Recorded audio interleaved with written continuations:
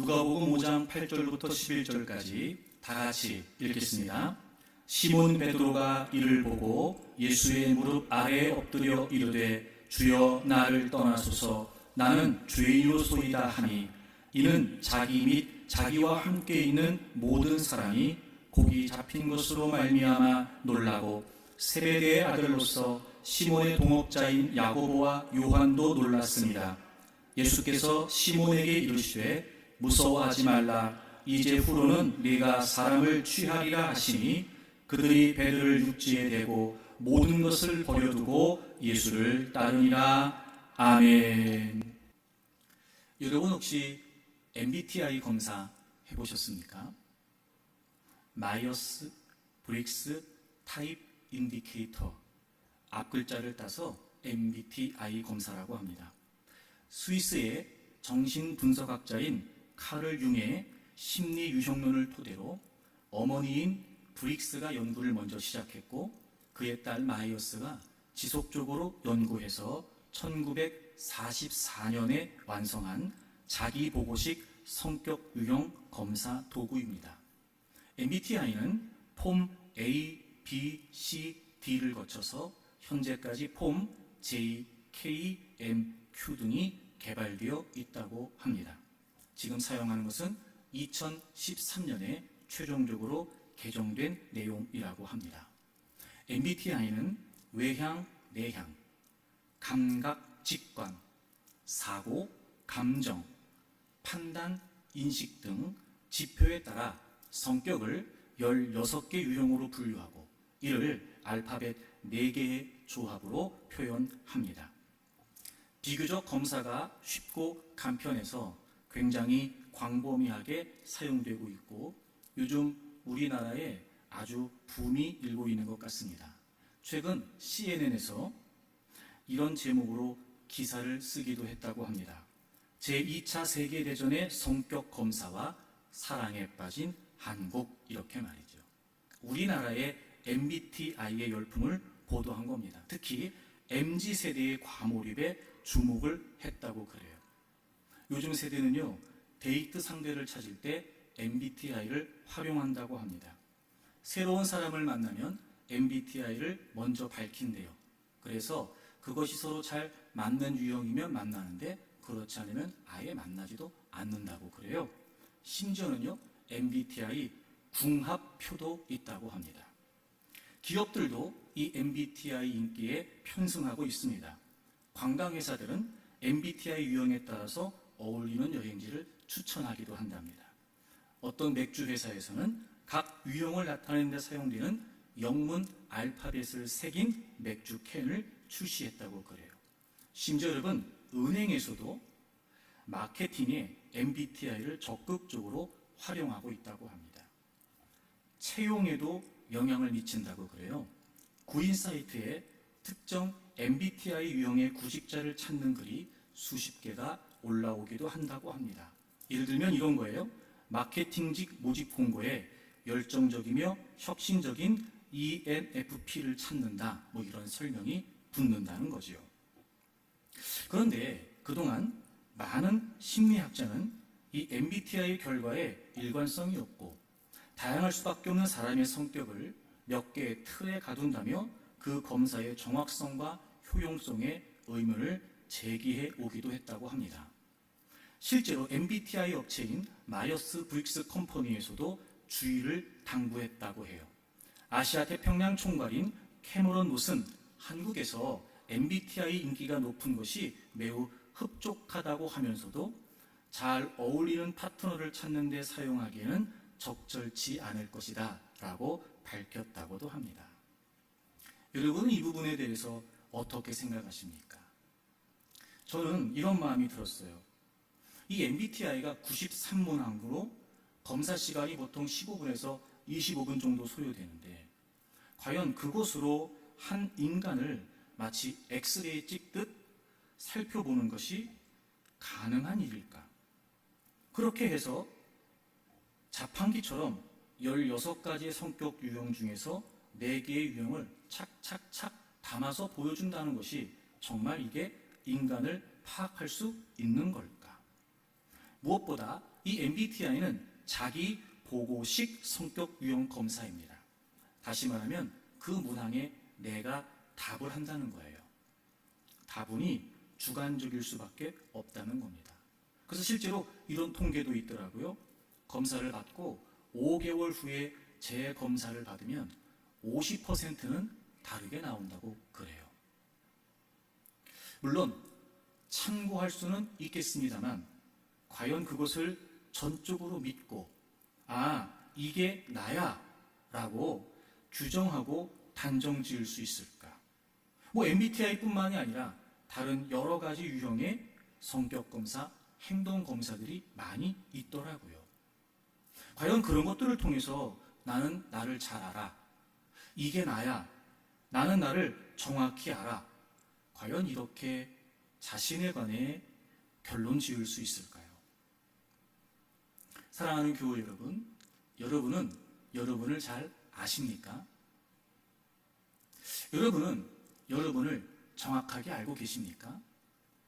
그렇다면 어떤 이유를 근거로 해서 여러분은 여러분을 잘 안다고 생각하고 계십니까? 갈릴리 바닷가에서 고기를 잡으며 살고 있었던 베드로가 하루는 밤이 새도록 고기를 잡았는데 한 마리도 잡지를 못했습니다. 얼마나 피곤하고 지쳤을까요? 그가 배를 무태대고 그물을 씻고 있었습니다. 그런데 예수님이 베드로의 배에 오르시죠.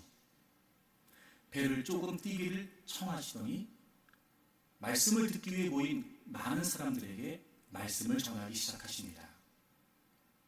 얼마의 시간이 흘렀는지 모르는데 말씀을 마치시고 예수님께서 베드로에게 깊은 곳에 가서 그물을 던지라고 말씀하십니다. 베드로는 선생님, 우리가 밤이 새도록 고기를 잡았는데 잡은 것이 하나도 없습니다. 그런데요, 말씀에 의지하여 Because you say so. 주님께서 그렇게 말씀하시니까 나는 이렇게 생각하는데 주님께서 그렇게 말씀하시니까 내가 판단하기에 지금은 깊은 데 가도 고기가 없다는 게 분명한데 나는 그래서 가고 싶지 않은데 나는 이렇게 하고 싶은데 주님께서 그렇게 말씀하시니까 알겠습니다. 깊은 데 가서 그물을 내려보시오. 그리고 깊은 곳으로 가서 그물을 내리게 됩니다. 깜짝 놀랄 만한 일이 벌어지죠. 그물이 찢어질 정도로 고기가 잡힌 겁니다. 그리고 베드로는 그 사건을 경험하면서 예수님이 어떤 분이신지를 깨닫게 됩니다. 선생님이라고 불렀던 예수님을 향한 호칭이 주님이라고 바뀌게 됩니다. 여기서 사용된 주님이라고 하는 단어는 하나님과 동의어로 자주 사용됐던 단어입니다. 다시 말하면 예수님에게 신적 경외감을 갖게 된 거예요. 무슨 의미일까요? 그 기적을 경험하면서 베드로는 예수 그리스도를 진정으로 만나게 됐던 겁니다. 그날은 뜻밖의 예수 그리스도를 베드로가 만난 날이었습니다. 그분을 진정으로 경험합니다. 그분이 그리스도라고 하는 사실을 베드로가 깨닫게 되죠.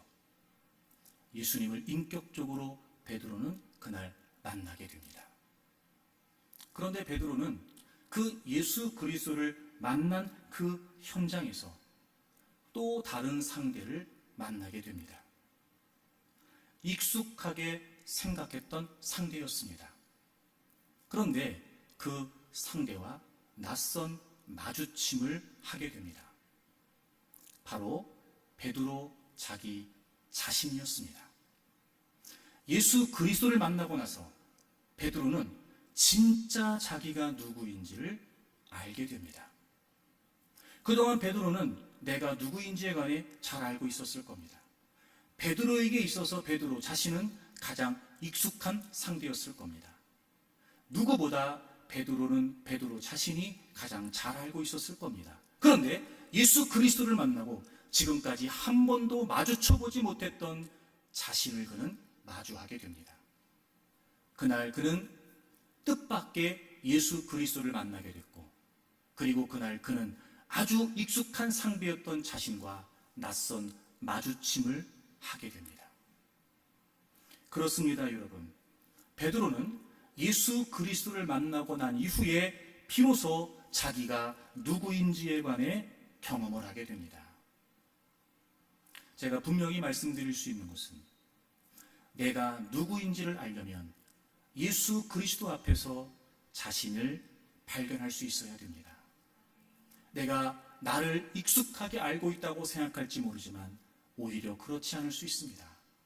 어쩌면 낯선 마주침일 수 있으나 그럼에도 불구하고 내가 나 자신을 가장 정확히 알 수 있는 것은 바로 예수 그리스도 앞에서입니다. 예를 들면 이런 거 아닐까요, 여러분? 어떤 맛의 결정적인 차이는 쉽게 말이나 글로 표현하거나 매뉴얼로 만들 수 없습니다. 물론 여러분, 레시피가 있을 수는 있습니다. 하지만 그거 아시죠? 똑같은 재료로 똑같은 레시피로 음식을 만들어도 똑같은 맛이 나지는 않아요.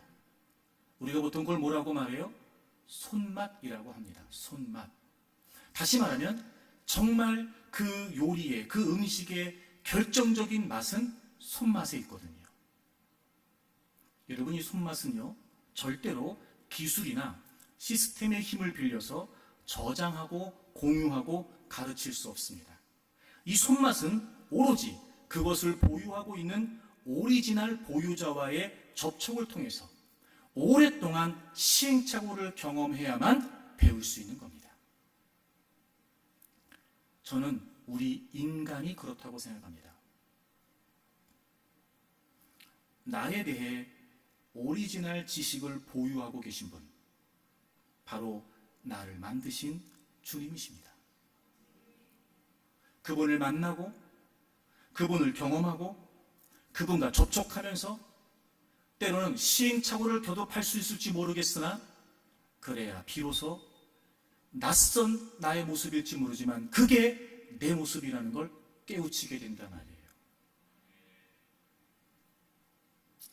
오늘 베드로의 말씀을 통해서 우리도 한번 익숙한 상대라고 여겼던 나에 대해서 낯선 마주침일 수 있을지 모르지만 내가 누구인지를 분명히 깨우치고 확인할 수 있는, 여러분을 만드신 주님 앞에서 나를 깨닫고 나를 인식할 수 있는 그런 은혜가 있기를 바랍니다. 베드로가 낯선 마주침을 경험했던 첫 번째 베드로의 모습은 무엇이었을까요? 오늘 본문 우리 8절을 좀 보겠습니다.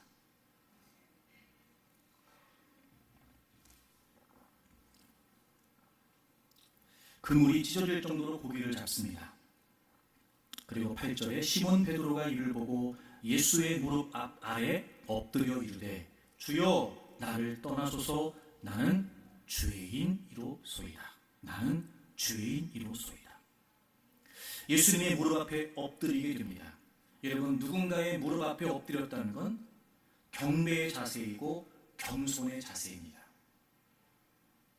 그는 예수님을 주님이라고 부릅니다.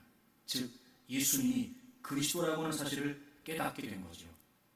그리고 그 기적을 통해서 예수님의 신적 권위를 발견하고 그분 앞에 엎드려 경배하는 자세를 취하게 된 겁니다. 그리고 그는 자신이 누구인지에 관해 고백합니다. 주여 나는 죄인입니다. 죄인입니다. 그는 주님을 만나고 낯선 자신과 마주하게 됩니다. 주님을 만나기 전까지는 깨닫지도 못했고 그리고 고백하지도 않았던 내용입니다. 나는 죄인입니다. 베드로는 주님을 만나고 낯선 자신의 모습을 마주하게 됩니다. 자신의 실존에 관해서 말이죠.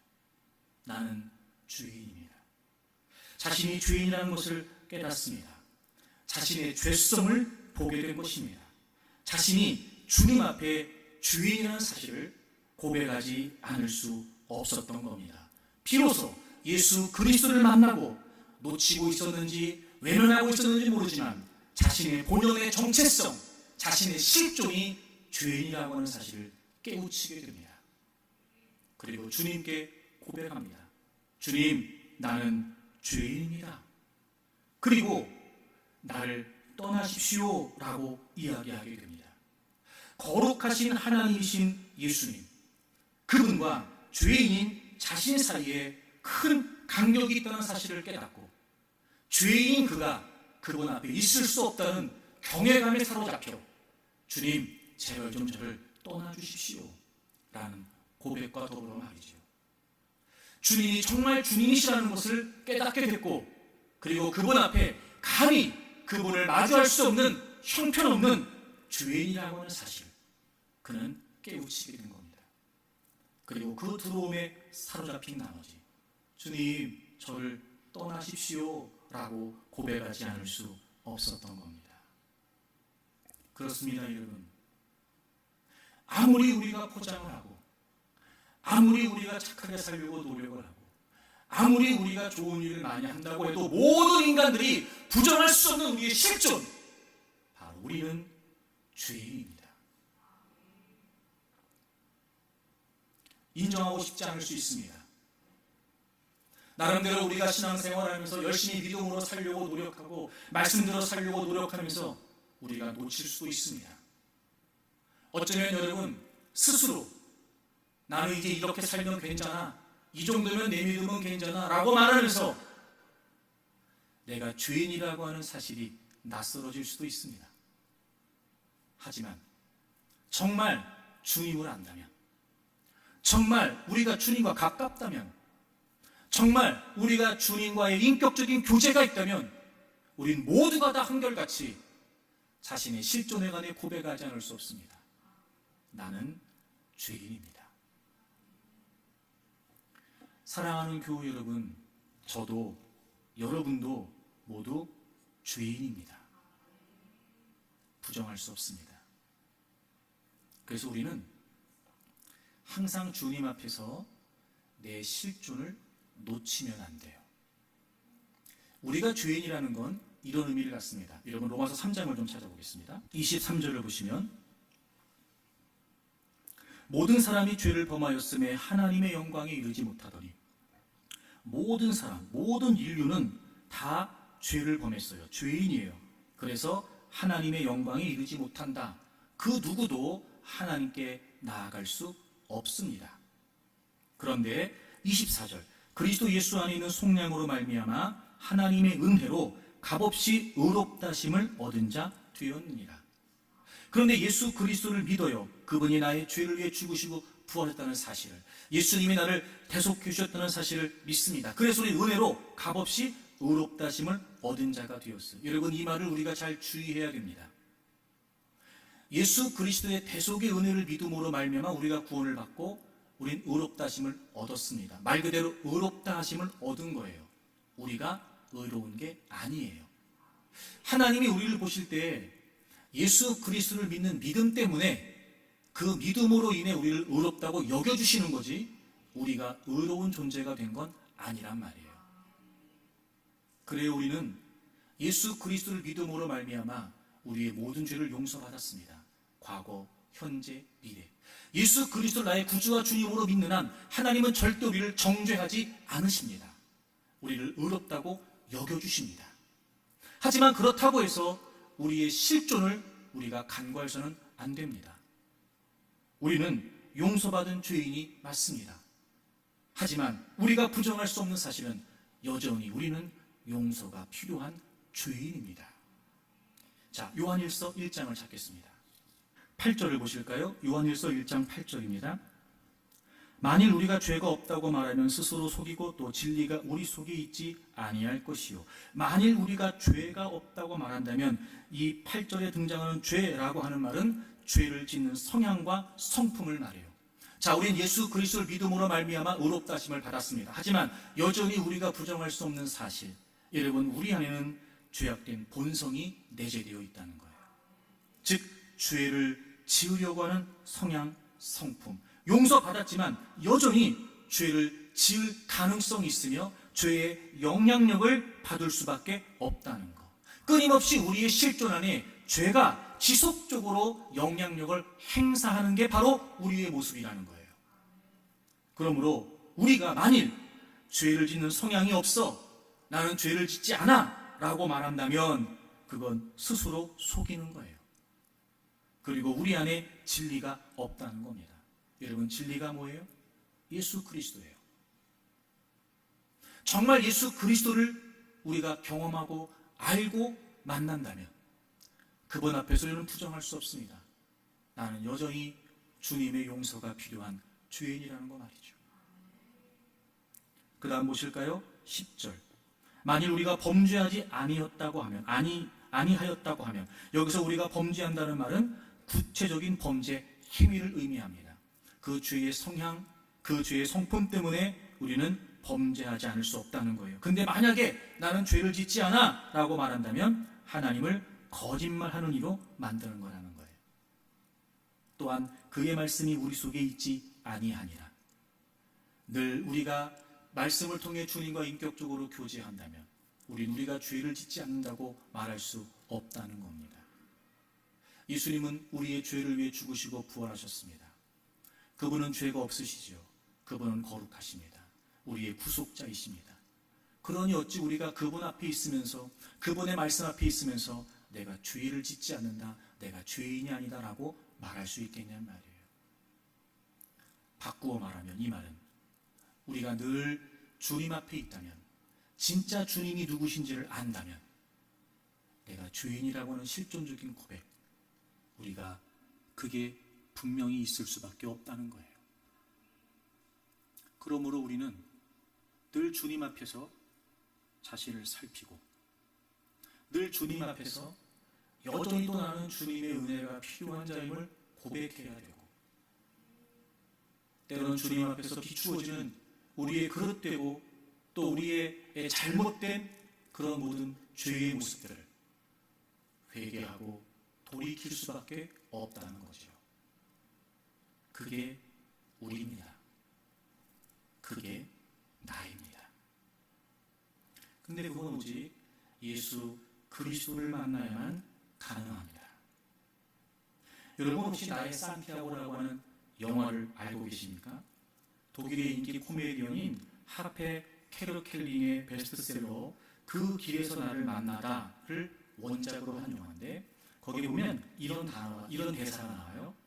이 길은 당신을 무너뜨리고 비워버린다. 그리고 당신을 다시 세운다. 기초부터 단단하게. 저는 이 대사를 보면서 그런 마음 들었어요. 아, 그래. 그 길은 바로 예수님이에요. 예수님은 내가 곧 길이요 진리요 생명이라고 말씀하셨거든요. 예수 그리스도라고 하는 그 길, 바로 그분 앞에서 나는 무너져요. 그분을 만나기 전까지는, 그분을 증명하기 전까지는 내가 죄인이라는 사실을 깨우칠 수가 없거든요. 근데 비로소 예수 그리스도의 십자가 앞에서 깨우치게 돼야, 내가 얼마나 죄인인지, 내가 얼마나 악한 죄인인지, 내가 얼마나 흉악한 죄인인지. 왜요? 내 죄 때문에 예수 그리스도께서 죽지 않으시면 안 될 만큼 우리의 죄는 그렇게 심각했고 처참했거든요. 그분 앞에서, 그분의 십자가 앞에서 지난날 우리의 모든 인생은 송두리째 무너집니다. 그런데 그 예수 그리스도의 십자가 앞에 주님은 우리를 다시 세워주십니다. 기초부터 단단하게. 제가 늘 여러분에게 말씀드렸던 것처럼, 그래서 여러분, 날마다 십자가, 날마다 예수 그리스도, 내가 구원받은 죄인이라고 하는 사실, 여전히 용서가 필요한 죄인이라고 하는 사실, 아무리 남들 앞에 포장하고, 아무리 남들 앞에 착한 척하고, 아무리 내가 선한 일을 많이 한다고 해도 나를 위해 죽으시고 부활하신 그 예수 그리스도의 십자가 앞에서만큼은 우리가 낯설지 모르지만 내 모습을 직면할 수 있어야 됩니다. 역시 저는 죄인입니다. 오늘도 주님의 은혜가 필요합니다. 오늘도 주님의 용서가 필요합니다. 그런 겸허한 모습이 우리를 성장하게 하고 성숙하게 합니다. 그러한 겸허한 모습이 정말 내가 온전히 주님만을 의지하고 살아갈 수 있게 합니다. 사랑하는 교우 여러분, 여러분은 여러분에 관해 어떻게 생각하십니까? 나는 죄인입니다. 늘 주님 앞에서 여러분 자신의 모습을 살필 수 있기를 바랍니다. 요즘은 웬만한 분들은 한 번쯤은 다 내시경 해보셨을 거예요. 내시경. 우리 몸 안에 기구를 삽입해서 몸속에 있는 장기들을 자세하게 관찰하고 살피는 의료기구이죠. 여러분이 내시경은 한자 그대로 해석하면 내부를 보는 거울이에요. 이게 참 말이 여러분 이게 의미가 있는 게 보통 거울 그러면 겉모습을 본단 말이에요, 우리가. 그런데 내시경은 겉모습이 아니라 우리의 안을 들여다보는 거예요. 그래서 어찌 보면 이 내시경이라는 것은 우리의 존재를 살피고 우리의 마음을 들여다본다라고도 우리가 해석할 수 있을 거예요. 대부분의 많은 사람들은 또 대부분의 많은 현대인들은 밖을 보느라고 정신이 없습니다. 점점 안을 들여다보는 데는 소홀한 것 같습니다. 침묵 속에서 고독 속에서 나 자신을 보려고 하진 않습니다. 오히려 소란 속에서 다른 사람들과 속에서 그렇게 자신의 겉만 보려고 합니다. 그리고 그것으로 만족하며 살아가려고 합니다. 그러다 보니 진정 내가 누구인지 나 자신을 깊이 있게 들여다보는 시간은 없는 겁니다. 언제나 바쁘고 주변은 산만합니다. 해도 일은 끝이 없고 목표는 점점 높아져만 가고 그것 때문에 우리는 점점 지쳐갑니다. 마치 밖을 향하는 욕망의 열차를 타고 달리는 것처럼 말이죠. 우리 그리스도인들은요, 그래서 날마다 예수 그리스도 앞에 있는 시간이 필요합니다. 멈추고 나를 들여다보는 겁니다. 멈추고 내가 누구인지를 살피는 겁니다. 여러분, 이 내시경 중에 가장 강력하고 정확한 내시경이 우리 손에 들려져 있습니다. 바로 성경입니다. 말씀은 살아있고 활력이 있습니다. 우리의 생각의, 마음의 생각과 뜻을 판단하죠. 모든 성경은 하나님의 감동으로 되어 있습니다. 교훈과 책망과 바르게 함과 의로 교육하기에 유익합니다. 말씀이라고 하는 거울을 통해 겉을 볼 것이 아니라 우리는 그 말씀이 내시경이 되어서 우리의 안을 들여다볼 수 있어야 됩니다. 지금의 나의 모습을, 나의 내면을, 나의 실존을 반추해보고 반성해볼 수 있어야 합니다. 그래서 지금 나의 현재의 모습을 점검하고 말씀을 통해 내 자신이 어떤 모습인지를 확인해야 됩니다. 어떤 책에서 그런 내용을 읽은 적이 있습니다. 부끄러워하는 능력은 인간의 가장 위대한 능력이다. 자신을 살핀다는 거예요. 부끄러워할 줄 안다는 거예요. 말씀을 통해서 우리는 부끄러워할 수 있어야 됩니다.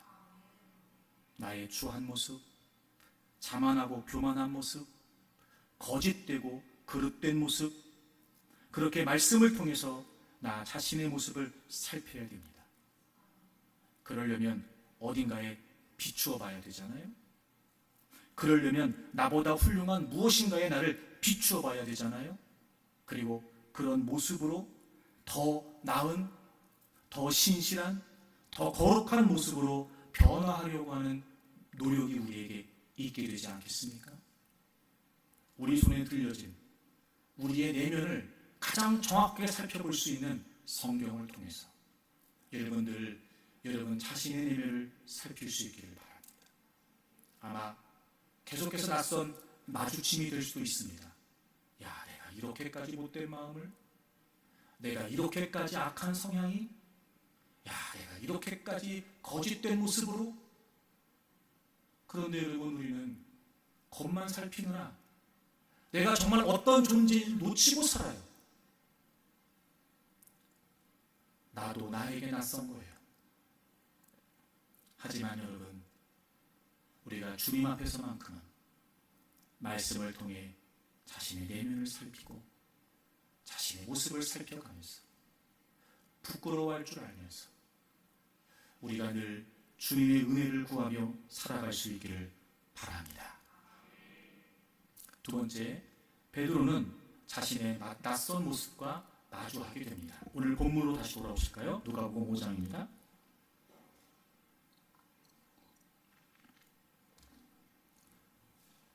그렇게 두려워하면서 나는 죄인이다, 나를 떠나십시오 라고 예수님께 고백을 하죠. 그리고 예수님께서 10절에 이렇게 말씀하세요. 세베대의 아들로서 시몬의 동업자인 야고보와 요한도 놀랐습니다. 예수께서 시몬에게 이르시되 무서워하지 말라. 여기에서 이 무서워하지 말라는 주님의 말씀을 대부분의 학자들이 뭐라고 해석하냐면 용서의 선포라고 이야기하더라고요. 나는 죄인입니다. 그걸 깨닫고 감히 내가 하나님 앞에 설 수 없는 존재라는 사실을 깨우치고 떠나시라고 얘기했잖아요. 그때 예수님께서 무서워하지 말라 하시는 말씀은 그 베드로의 고백을 받으시고 베드로를 용서하시는 선포를 해주신 거죠. 그리고 주님이 이렇게 말씀하세요. 이제 후로는, 여러분 이런 말이 너무 멋지지 않아요? 이제 후로는, 이 후로는 다시 말하면 현재를 기점으로 과거와는 다른 어떤 새로운 무엇인가를 주님이 말씀하시는 거예요. 이제 후로는 내가 사람을 취하리라 이렇게 말씀하세요. 내가 사람을 취하리라. 여러분이 취한다는 말은요, 살아있다 혹은 사로잡다 이런 뜻이라고 그래요. 그래서 사람을 취한다는 말은 위험에 있는 사람들을 위험에 있는 사람들을 건져낸다. 위험에서 생명을 건져낸다. 이런 거 아니겠어요? 마치 고기를 낚듯이 복음으로 사람을 사로잡는다. 지금까지는 베드로가 어떻게 살았는지, 지금까지는 베드로가 무엇을 위해 살았는지 모르지만 예수님께서 이제 과거와는 다른 오늘을 기점으로 주님을 만난 이 시점으로 과거와는 다른 새로운 모습으로 새로운 존재로 살아갈 것을 그에게 말씀해 주시는 거예요. 지금까지는 고기를 잡으며 살았습니다. 이제는 그게 아니라는 거예요. 너가 이제는 사람을 낚을 거라는 겁니다. 베드로는 지금 주님을 만나고 낯선 자신과 마주하게 됩니다. 첫째는 자신의 실종이었습니다. 둘째는 자신의 미래입니다. 자, 베드로가 지금까지 갈릴리 바닷가에서 고기를 잡고 살았습니다. 그는 자신의 삶에 관해 어떤 목적을 갖고 있었으며 어떤 목표를 갖고 있었을까요? 그렇게 하루하루 살면서 베드로는 어떤 미래를 그릴 수 있었을까요? 예를 들면 이런 거 아닐까요? 장사가 잘 되는 횟집 사장님? 아니면 고기잡이 배를 여러 대 거느린 선장님? 그보다 좀 더 발전하면 무슨 통조림 같은 거 만드는 수산업 회사의 사장 정도? 그런 거 아니었을까요, 여러분? 늘 자기가 살고 있는 갈릴리 바다라고 하는 그 상황, 고기를 잡는 어부라고 하는 그 직업, 그 자신의 상황 속에서 늘 자신의 미래를 봤을 거예요. 근데 지금 주님을 만납니다. 그리고 한 번도 상상해보지 못했던, 베드로 스스로 한 번도 그려보지 못했던 새로운 미래를 그는 마주하게 됩니다. 베드로야, 너 지금까지는 고기만 낚았지? 아니야, 나 따라와. 내가 너로 하여금 사람을 낚는 어부가 되게 할 거야. 사람을 취하게 할 거다. 고기를 낚듯이 이제부터 복음으로 너는 사람들을 사로잡아 가야 된다. 베드로는 지금 주님을 만나고 낯선 자신의 미래를 마주하게 됩니다. 즉 예수 그리스도를 만나고 그는 자신이 한 번도 꿈꿔보지 못했던 비전을 받게 됩니다. 예수 그리스도를 만나고 그는 자신이 한 번도 그려보지 못했던 자신의 미래를 선물 받게 됩니다. 아니, 주님을 만나지 않았다면 꿈에도 그려볼 수 없었던, 전혀 생각해보지도 못했던 놀라운 사명을 그는 지금 부여받게 됩니다. 어쩌면 이 모습이, 자신이 앞으로 살아갈 모습이 베드로 스스로에게도 낯선 모습일 수 있습니다. 한 번도 생각해 본 적이 없거든요. 그런데 예수 그리스도를 만나고 그는 지금 낯선 자신의 미래를 마주하게 됩니다. 그리고 이 주님의 부르심은, 이 주님의 비전과 사명은 그대로 이루어집니다. 여러분, 사도행전을 보십시오. 베드로가 한번 설교하면요 3,000명이 회개하고 돌아왔습니다. 놀랍지 않습니까? 고기잡이였던 베드로가 꿈이나 꿀 수 있는 미래였겠습니까? 얼마나 낯설었을까요? 이방인 고넬료의 집에 가서 복음을 전하고 그를 통해 성령님께서 그들에게 임하십니다. 사도 바울이 등장하기 이전까지 초기 초대교회의 모든 사역을 주도했던 사람이 베드로였습니다. 그리고 마지막 그는 복음을 전하다가 순교하게 되죠. 그렇습니다, 여러분. 나는 누구일까요? 어떻게 우리가 정의할 수 있지요? 나는 무엇을 위해 사느냐예요. 그게 납니다. 사랑하는 교회 여러분, 지금 여러분은 여러분의 미래에 관해 어떻게 생각하고 계십니까? 사랑하는 교회 여러분, 오늘을 살고 있는 여러분, 무엇을 위해 살고 계십니까? 여러분은 누구십니까? 여러분, 우리는요 하나님의 사명을 위해 살아가는 사람들이에요. 하나님의 비전을 위해 살아가는 사람들입니다. 지금까지는 여러분이 무엇을 위해 어떻게 살아갔는지 모르지만 이제부터라도 주님 말씀하신 것처럼 이제부터는 라고 말씀하시는 이 말씀이 오늘 이 말씀을 듣는 여러분의 말씀이 되었으면 좋겠습니다.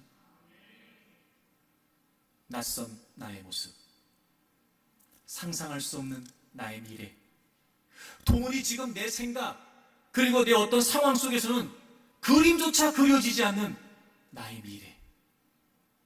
하지만 여러분, 그 미래를 하나님은 이루어 가십니다. 무엇보다 중요한 건 내가 지금 무엇을 위해 살고 있냐는 거예요. 정말 여러분이 예수 그리스도를 경험했다면, 정말 여러분이 예수 그리스도를 만났다면 여러분은 이제 여러분의 낯선 미래와 마주해야 됩니다. 주님께서 주시는 비전이, 주님께서 그려주시는 꿈이, 주님께서 맡겨주신 사명이 무엇일지 모르지만 여러분이 지금까지 생각했던 여러분 나름대로의 삶, 여러분이 원했던 삶, 여러분이 꿈꿨던 삶과 낯설을 수 있지만 그럼에도 불구하고 여러분, 우리는 그 사명을 위해 살아가야 됩니다. 왜요? 그게 우리의 존재 이유이기 때문에 그렇습니다. 우리 성경을 좀 찾아볼까요? 요한복음 17장입니다. 우리의 실존에 있어서 우리가 죄인이라는 것과 더불어 이 부분이 저는 굉장히 중요하다고 생각이 됩니다. 요한복음 17장 18절입니다. 아버지께서 나를 세상에 보내신 것 같이 나도 그들을 세상에 보내었고. 하나님이 말씀하세요. 예수님이 하나님이 나를 보내신 것처럼 예수님께서 예수님을 믿는 사람들을 세상에 보내신답니다. 여러분, 이런 거예요. 여러분은 여러분의 삶에 관해 어떻게 생각할지 모르겠지만 우린 성경을 통해 우리의 삶을 확인할 필요가 있습니다. 우리는 사는 게 아니라 보내진 겁니다. 잊으시면 안 돼요. 하나님께서 예수님을 보내신 것처럼 예수님께서 우리를 보내셨습니다. 여러분이 지금 살고 있는 거 말이죠. 사는 거 아니에요. 보내진 거예요. 근데 우리가 산다고 생각하니까 생존이 목적이 되는 겁니다. 산다고 생각하니까 그 이상의 그림이 그려지지 않는 거예요. 그런데 보내졌다라고 생각을 하게 되면 비로소 사명을 위해 살아갈 수 있게 됩니다. 자, 보내졌다는 건 이런 의미예요. 요한복음 6장을 찾아보세요. 요한복음 6장 38절을 보시면 역시 예수님이 이런 말씀을 하십니다. 내가 하늘에서 내려온 것은 내 뜻을 행하려 함이 아니요 나를 보내신 이의 뜻을 행하려 함이니라. 예수님께서 말씀하세요. 내가 하늘에서 내려온 것은 즉 하나님이 보내셔서 오셨잖아요. 내 뜻을 행하려 함이 아니요 나를 보내신 이의 뜻을 행하려 합니다. 여러분 이런 거죠? 자, 보내졌다는 게 무슨 말이에요? 보내신 분의 뜻이 있다는 거예요.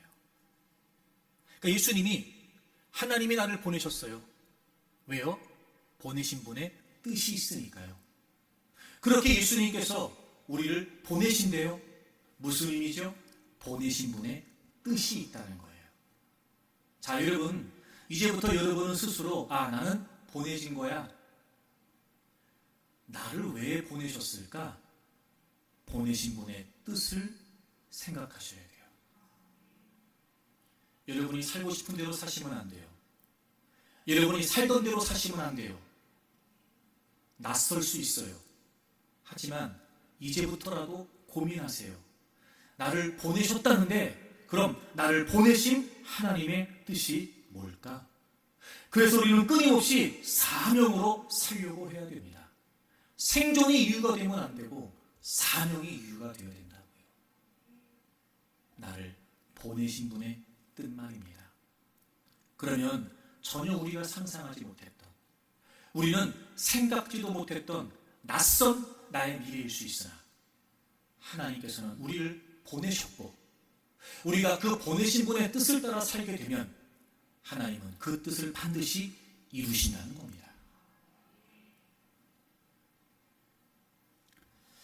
한양대 유영만 교수가 쓴 공부는 망치다라고 하는 책에 이런 내용이 나와요. 참 의미 있다고 생각이 됐어요. 색다르다와 남다르다는 다르다. 색다르다, 남다르다. 색다름은 나만의 색깔에서 나오고 남다름은 남과 다름에서 나온다. 색달라지려고 노력하는 사람은 어제의 나와 비교하고 남달라지려고 노력하는 사람은 남과 비교한다. 색달라지려고 노력하는 사람은 그 누구와도 비교할 수 없을 만큼 유일한 사람이 되기 위해 The Only One의 세계로 빠져든다.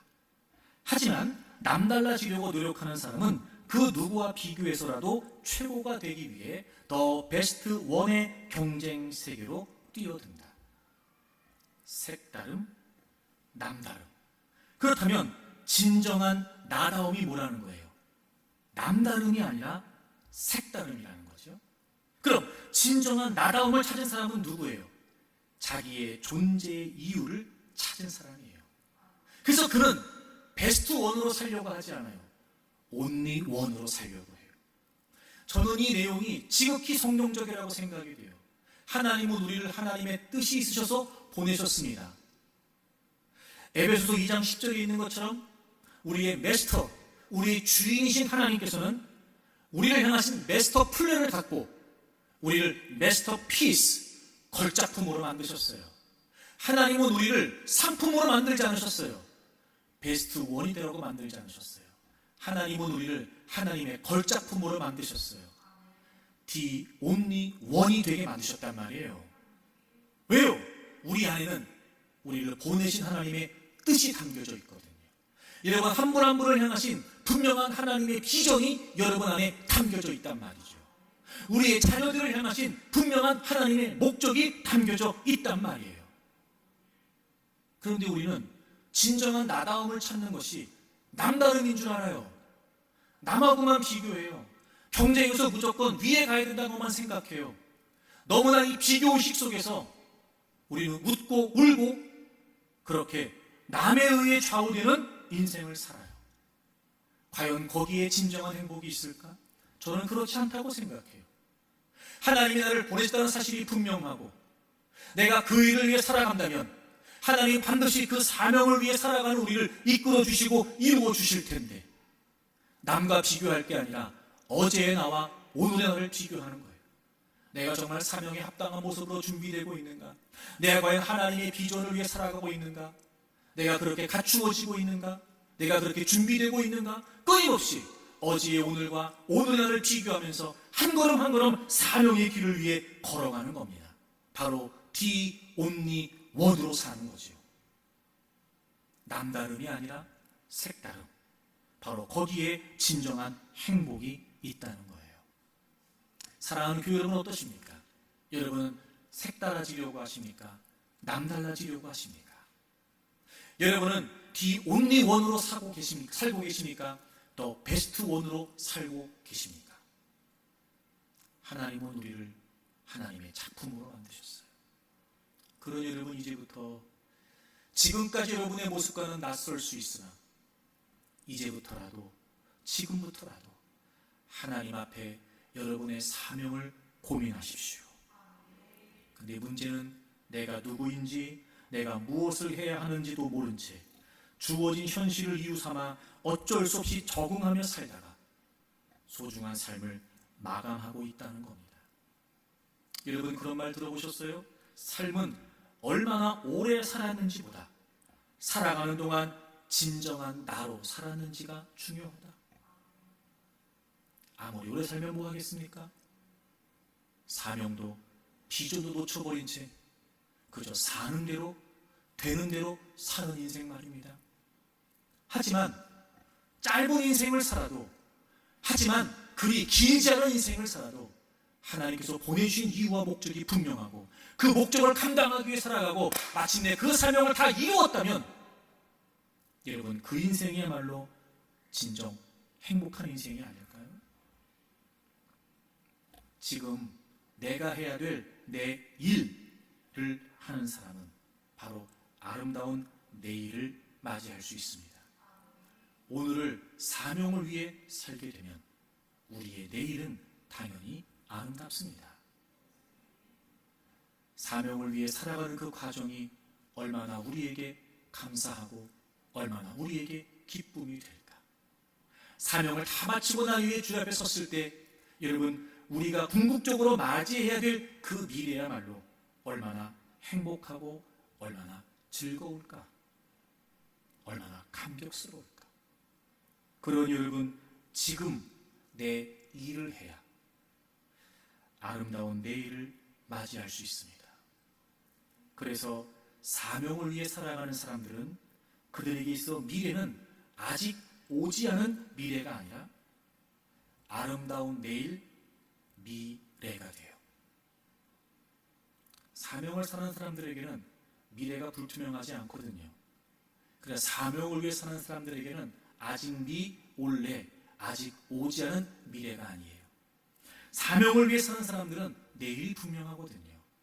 우리의 마지막이 확실하거든요. 사명을 이루게 되면 그 끝이 얼마나 기쁘고 감격스러울지 알거든요.